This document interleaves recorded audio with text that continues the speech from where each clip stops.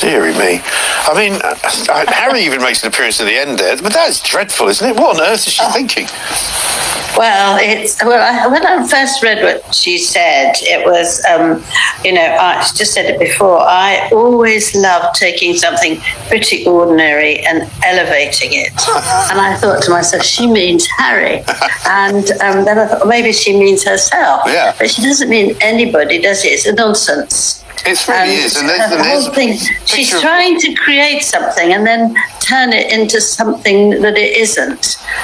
She's sort of very she's in a cooking We're not show, in right? the pursuit of perfection. We're in the pursuit of joy. Yeah, joy. I mean, it's so... Surely she should just admit it. She's in the pursuit of money, isn't she? Isn't that what she's up in pursuit of? Yeah, she's after Gwyneth Paltrow's place, who makes much of money from what she does, creating all these foods and things that are supposed to help. I hope she doesn't make any candles. That wouldn't be good.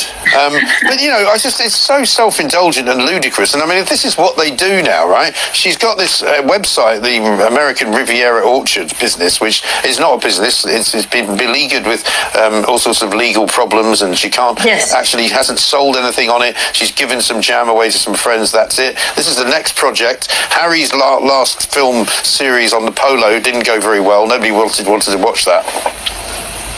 One of the things about the polo, which is very interesting, is that they didn't promote it at all, because all the money went to Meghan to help her get this going. Yeah.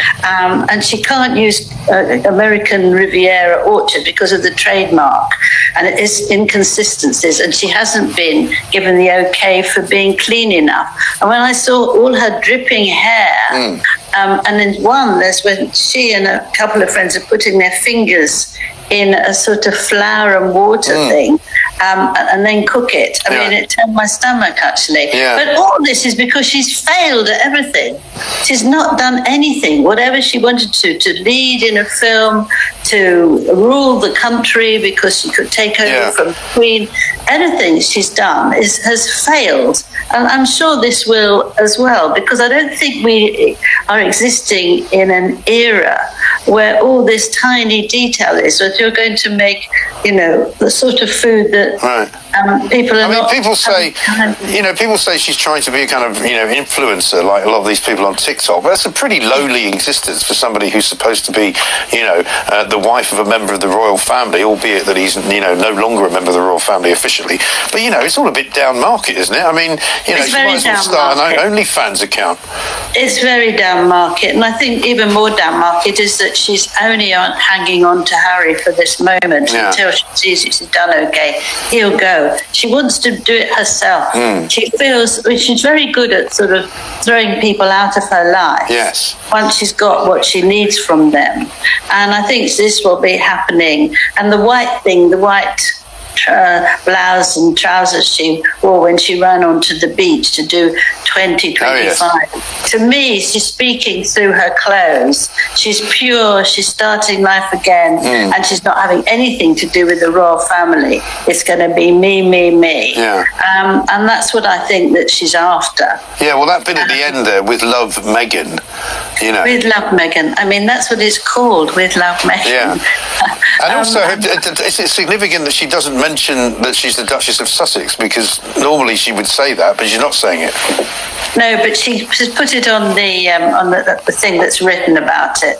It came out afterwards, but it didn't initially. But she wants to hang on to the title because there is a title, right. And I think that she thinks Harry will help her. That's why he's hanging around. But he was on for about 1 second, wasn't he? Yeah, just right at the end. Yeah. Yes, and I think that she's also invited us to her home, and it's not her home. But it's not her home, is it? No. No, it's borrowing someone else's home. I mean, she's a very dangerous person. Yeah. Well, she's borrowed the home, she's borrowed the friends, she's borrowed the food, she's borrowed the film crew. What's next?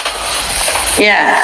Well, I think she'll borrow things from the bank and keep on doing that, and then not having enough money to pay them back. That's very naughty. Yeah. I mean, she is a very, very difficult woman. You see her determination. I mean, most of us would wait until we've got everything sorted out, get the trademark, get everything that they want and then go ahead. Yeah. But she doesn't want to do that. It has to be when she wants it and how she wants it. And she hangs on to this. And that's why she is still thinking that how badly that the royal family treated her. No, well, she still believes that the royal family treated her very badly. The release of the letter she wrote to the king saying that, she feels it's totally unfair and she's been badly treated. It came out a while ago, but we haven't actually seen that. Right. And she's still, for goodness sake, how can you do that? Right. No respect. Look at the size of her feet here. Sorry to point this out, but they seem quite large, don't they? They're massive feet. They're very, like very large. They're very, very large. But also, you don't go down to the beach in white, do you? Also, it doesn't look like it's shot this time of the year, does it? It looks like it's been shot, months and months. Yes. Well, her she's been playing around with this for a very long time. She asked her if she could get going in last March, but because of the lack of trademark, she couldn't. But what she's doing now, whether she's following the rules before she gives them out to her friends, we'll have to see. But you can't just start these things without having all the stuff organised. Yeah. But that's her speciality, isn't it, Angela? She starts things and then doesn't finish them. It's like the opposite of mastermind. I've started, so I won't finish. But there we are. Angela, good to talk to you. Thank you very much indeed. Angela Levin, royal biographer there, on the latest bizarre development in the world of Harry and Meghan. She's now doing another TV show with love from Meghan. It's a cookie. Hey everyone, welcome back to Royal Sussex Squad. Let's get straight into it. Meghan Markle has once again got the British media and bitter royal commentators foaming at the mouth, and you won't believe how ridiculous their latest attacks are. From American Riviera Orchard to her brand new show, Meghan is thriving and certain people just can't handle it. Let's expose the nonsense. So, Meghan launched her lifestyle brand, American Riviera Orchard, and guess what? Instead of celebrating a woman following her passions, the British press is in full meltdown mode. They're clutching their pearls, acting like Meghan selling jam is some sort of crime. But let's be real. These critics aren't upset about the brand. They're upset that Meghan is proving them wrong. They spent years trying to paint her as a failure, but here she is building an empire, and now Meghan's got a new show coming and they're out here acting like she's not allowed to work. Angela Levin and her bitter squad are scrambling to discredit her, making ridiculous claims that she's borrowing homes, stealing ideas, and that her business is doomed. Same tired lies, different day. These so-called royal experts make a living off attacking Meghan, yet they have the nerve to call her self-indulgent, make it make sense. And the worst part, they're trying to rewrite history. They act like Meghan failed at everything, when the truth is, she walked away from a toxic system that was actively working against her. Meghan is flourishing on her own terms, and Harry is right there beside her, supporting the woman he loves. They call that hanging on, but we call that real love. Let's not forget, many of these UK media outlets are struggling financially. Newspapers like the Daily Mail, the Sun, and the Telegraph have lost revenue and readership over the years, and guess what? Their biggest cash cow is Meghan Markle hate.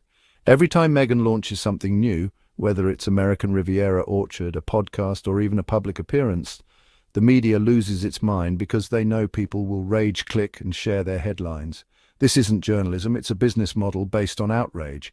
Even British royal reporters have admitted that they need Meghan's name to sell books, get TV deals, and remain relevant.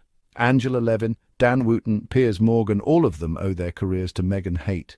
They complain about her playing the victim while they literally make a living off attacking her. Harry and Meghan's legal battles are exposing media corruption. And now the biggest nightmare for the British press, Meghan and Harry are fighting back. Harry is actively suing multiple tabloids over illegal phone hacking and privacy violations. The case has exposed secret deals, corruption, and even illegal payments. Meghan already won a lawsuit against the Mail on Sunday, proving that these tabloids have no problem fabricating stories and invading privacy. The press is terrified because for the first time they're being held accountable. This isn't just about Harry and Meghan, it's about changing a corrupt media system that profits from bullying, racism, and misinformation. And the fact that they're winning their cases? That's why the press is more desperate than ever to take them down. Until the British press finds another scapegoat, Meghan will continue to be their #1 target. Why? Because she's thriving, unbothered, and more successful than ever, and that drives them insane.